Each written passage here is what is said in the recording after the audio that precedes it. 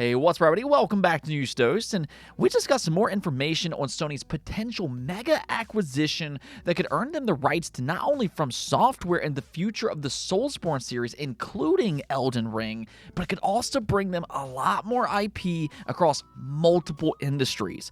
Without a doubt, this could be Sony's biggest acquisition yet, and now we have some news that goes into the inner workings of what Sony and Kadokawa are negotiating behind the scenes. Now, we also got a leak for Nintendo as a few of their unannounced 2025 games was just unveiled. So make sure to stay tuned for all of that. But let's just go and jump right into things, starting off with, well, actually Nintendo and the rumored imminent Switch successor. Now, honestly, I'm a little skeptical when it comes to a lot of these Switch 2 rumors, but I also know a lot of people are currently getting very excited about this specific rumor that's currently going around. So I thought we would at least discuss what's happening here, and if there's any truth to this, then, I mean, yeah, there is a reason to be excited, but I'll also kind of suggest to temper your expectations when it comes to these type of rumors, because we've already been hit by a lot of these supposed Nintendo insiders. However, there's a very good chance that if you've been on social media this past 24 hours, then you may have heard that the Nintendo Switch 2's release date just leaked online.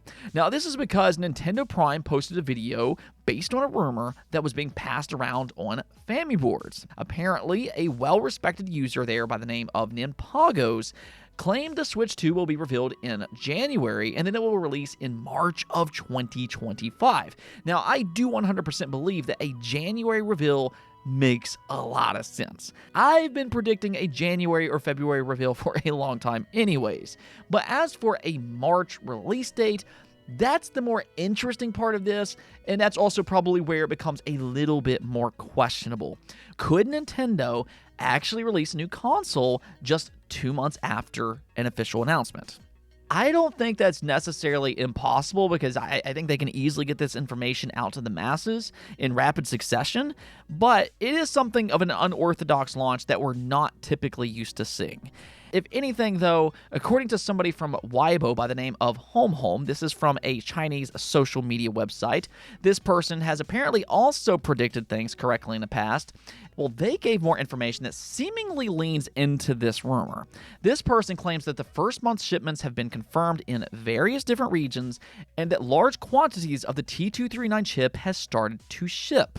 Now, Nintendo Prime later clarified on Twitter that the Switch 2 launch could have 6.5 million units according to this person, and if this is actually true, I mean, this would be pretty incredible. I think when it comes to modern releases anymore, you know, there's almost this expected early stress for consumers. The problem that we have been seeing here recently is that with the rise of scalpers, you know, it's just been very difficult to get those consoles at launch. The PS5 and the Xbox Series X was incredibly difficult to find in the early months. I mean, the PS5 was difficult to get for well beyond a year. But if it's true that Nintendo has built up a supply of over 6 million units, I mean, theoretically, this should go a long way in battling any kind of scalping problems. Again, though, my personal opinion here is to take all of this information with a large grain of salt. These aren't necessarily typical insiders that has kind of proven themselves time and time again, but I do know that this rumor has exploded online thanks to the many headlines that's been going around. So I thought I'd at least let you all know exactly what's happening here, and that way you can kind of come up with your own conclusion. Now, on a personal level, I'd love for this information to be true, because this really falls under the best case scenario, but the truth is, this is far from any kind of confirmation. Now, I do, however, have a confirmation for The Witcher 4. I know a lot of us are very excited to hear more about the sequel to one of the greatest RPGs ever made, and the good news here is that CD Projekt Red announced that it has officially gone into full-scale production. According to Insider Gaming, 400-plus people are now working on the project, which is around 60% of the company.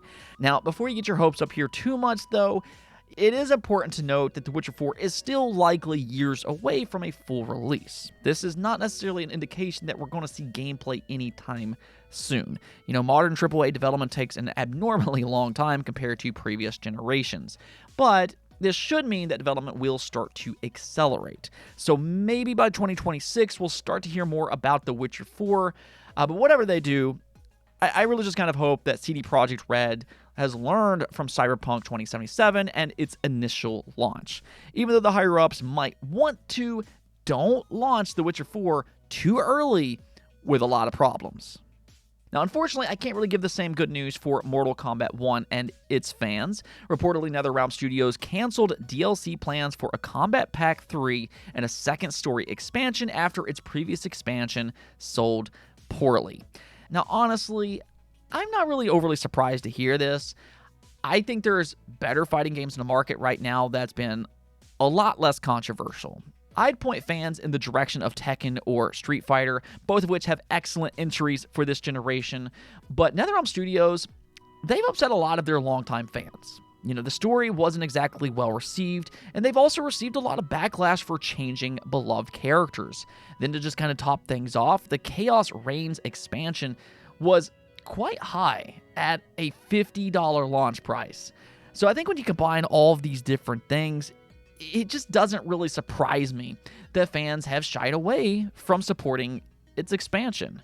Now, hopefully this will be a lesson learned from them, though. I know they wanted Mortal Kombat 1 to be a reboot for the franchise, but, this is a historical series, and as long as they respect that history, and as long as they have good gameplay, then they can get back on track with the next entry whenever that happens. Now, let's go talk about this Sony Kadokawa acquisition. This has the potential to completely shake up the industry once again because there's a lot involved with a buyout of this size. I mean, we're talking about a true powerhouse in Japan, not only in the gaming sector, but also for the anime manga industry.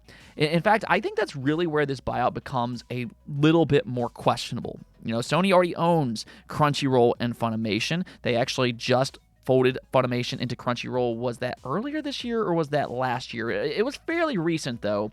And with the inclusion of Kadokawa, there is a concern from a consumer level that they are edging on a monopoly in that specific industry. As I always say, competition breeds excellence. And the concern is that this buyout could potentially wipe out a sizable amount of competition in that specific industry. But they do also have some big names in the gaming sector as well, which includes Spike Chunsoft and, most importantly, From Software. I mean, these are the makers of Dark Souls, Bloodborne, Sekiro, Armored Core, Elden Ring, and, just some of the best games of the past 2 decades. They have become one of the most popular and renowned studios in the game industry thanks to their amazing and challenging game design. They have earned every bit of their reputation. They really do just make amazing games. Well, about a week ago, we learned that Sony sent their parent company, Kadokawa, a letter of intent to acquire them. Now, Kadokawa has yet to make a decision, but something that we learned today is that the two have actually been in talks about a buyout for years. This is not something that just suddenly came out of nowhere, but rather the issue the two have faced in the past is a quote-unquote commitment problem. This comes from Bloomberg, and they said they've been testing the waters for a potential combination for years, but never quite resolved differences over the degree of commitment. Kadokawa wants Sony to buy it entirely or not at all, while Sony has long sought to surgically extract assets related to anime and video games. The fact that the two are now at a formal stage of negotiation is very encouraging. Both sides might actually be ready to get serious and thrash out a deal. So this is really interesting in the sense that this buyout comes down to what assets are involved. Sony just wants the two sectors that will boost their game and anime aspirations, whereas Kadokawa, they want them to take on the entire company, including things that Sony may not be necessarily known for. So ongoing negotiations likely have to deal with that aspect, and that's one of the really interesting things about this report. They went on to say that, granted, the path to a deal looks harder today than it did a week ago. Reports about Sony's interest spiked Kadokawa shares, pushing its market value to $4.1 billion. It's still possible that Kadokawa may receive other offers, and any buyer would need a good idea for what to do with the company's breadth of less enticing assets. So it seems like this leak may have actually negatively impacted Sony's position in their negotiations, or at least has made it a little bit harder for them. And then, like they mentioned, we can't rule out the possibility of other companies coming in with their own proposals. Now that it's publicly known that Kadokawa is willing to sell, there is a chance that somebody else could throw their hat in the ring. Allegedly, Kadokawa has attracted the attention of Microsoft, Tencent, and even a South Korean company in past years. So theoretically, we could see interest from another company that's maybe a little bit more willing to take on the entirety of what Kadokawa has to offer. But I do want to kind of say this much. I know people will immediately hear that and they're just going to kind of assume that Microsoft is going to come in because of their past interest. But I highly doubt that's what's going to happen. Now, the reason I say that is because they just came off their Activision Blizzard buyout, which cost them nearly $70 billion. So, for the time being, they're probably done with these mega acquisitions.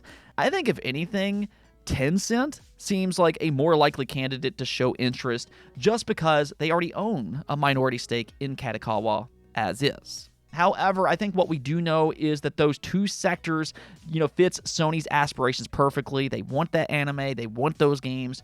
So now it's more of a question if the two can come to some kind of an agreement. It seems like we do, at the very least, know what they're talking about, or at least a part of what they're talking about. And as we learn more, I'll keep you all up to date. But in the meantime, let me know what you all think about the information that we have thus far. Okay, now one last thing before we go. It appears that we have a pretty good indication that Nintendo could finally release Metroid Prime 2 and Metroid Prime 3 for the Nintendo Switch in 2025. These have been in a rumor mill for a long time, thanks to the often leaky Jeff Grubb, and honestly, this just kind of seems like a no-brainer. Nintendo released Metroid Prime Remastered, I believe it was last year, and a lot of us just kind of assumed that 2 and 3 would follow soon thereafter to basically lead up to Metroid Prime 4. This is a series that would probably benefit from a refresh before its next big-time release. It just kind of makes sense. But so far, Nintendo has remained silent on a 2 and 3 remaster. Well, interestingly, Nintendo just announced a Metroid Prime 1 through 3 official art book that's set to release in July of next year. This is in partnership between Nintendo and Piggyback, and this has led to speculation that a Metroid Prime 2 and Metroid Prime 3 Switch port could finally be inbound. In fact, Samus Hunter chimed in and she said, "I'm looking forward to replay the entire trilogy on the Switch before that. About 2 Remastered, I can confirm what Grubb mentioned. It was planned as a standalone release, but got moved a couple of times and now is planned for early next year, likely between Donkey Kong Country Returns HD and Xenoblade X." Now, truthfully, I don't necessarily always trust what she says, but I know there are a lot of people that do, and admittedly, in this situation, again, I just think that it makes sense. If they could somehow get both Metroid Prime 2 and 3 out next year, that could be a great way to build into the eventual Metroid Prime 4 that currently has a mysterious 2025 release date. Now, it seems like they're kind of cutting it close here, but according to what Samus Hunter said, they were planning Metroid Prime 2 and 3 as standalone releases instead of some kind of bundle. Now, if that still remains to be true, that would introduce a whole new wrinkle for this alleged plan. But if anything turns out to be true, we should theoretically get an announcement within the next few months.